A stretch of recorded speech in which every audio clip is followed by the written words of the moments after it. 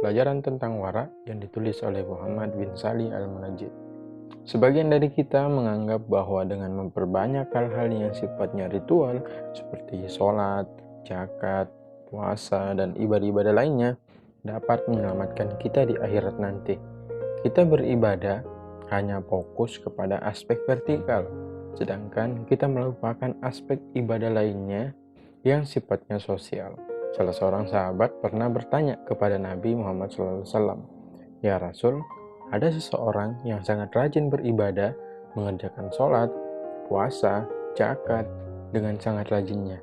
Tetapi dalam hal bersosial, ia sangat tidak rukun dengan tetangganya, bahkan berlaku zalim terhadap tetangganya."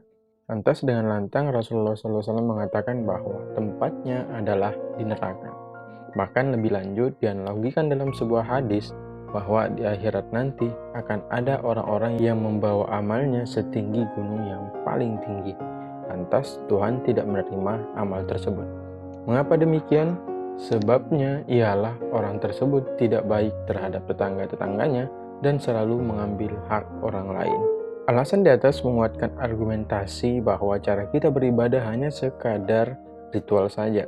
Kita melupakan aspek lain dari takwa, yaitu menghindari dosa.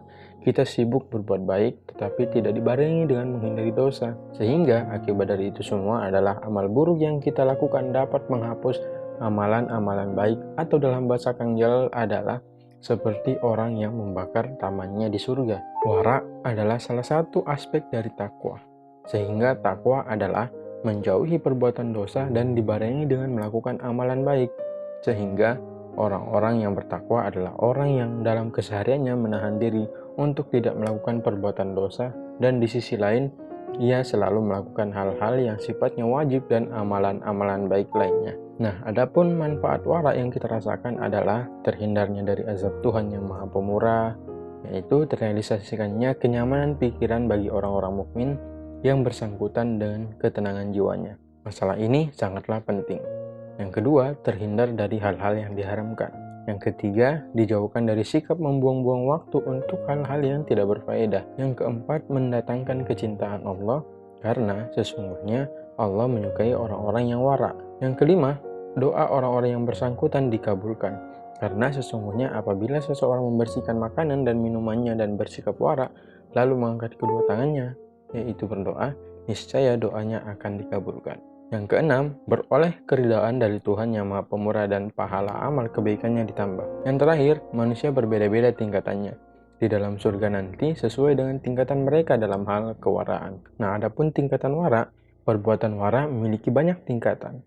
Tingkat yang pertama adalah waraknya orang-orang yang bertobat, yakni tidak lagi berbuat dosa dan kembali kepada Allah Subhanahu wa Ta'ala. Lebih tinggi dari itu adalah waraknya orang-orang yang soleh. Mereka menjauhkan diri dari seluruh perkara yang bersifat syubhat. Jauhkan diri Anda dari sesuatu yang membuat Anda ragu dan beralihlah kepada hal-hal yang tidak menjadikan keraguan.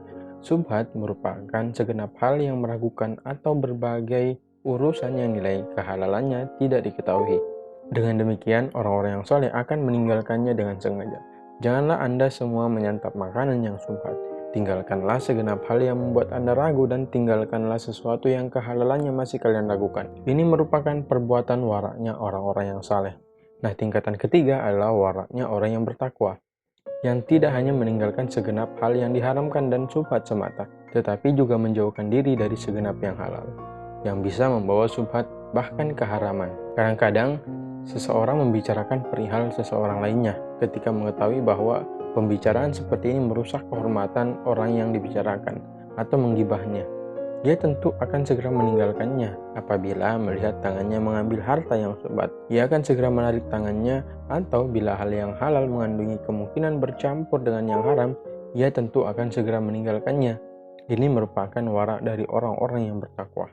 Nah, tingkatan yang keempat atau tingkatan yang paling tinggi dari warak adalah sebagaimananya yang dilakukan para siddiqin, atau orang-orang yang jujur. Di dalam lubuk hati orang-orang yang seperti ini tidak ada lain kecuali Allah Subhanahu wa Ta'ala.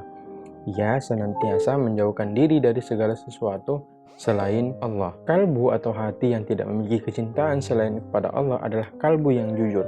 Allah Subhanahu wa Ta'ala berfirman, Allah sekali-kali tidak akan menjadikan bagi seseorang dua buah kalbu dalam rongganya. Setiap manusia hanya memiliki satu kalbu. Kita telah diajarkan untuk tidak meminta kepada selain Allah dan tidak memasukkan kecintaan apapun ke dalam kalbu kita kecuali kecintaan kepadanya. Inilah merupakan ajaran orang-orang siddiqin yang kalbunya tidak mengenal apapun selain Allah. Ia menolak segala sesuatu selainnya.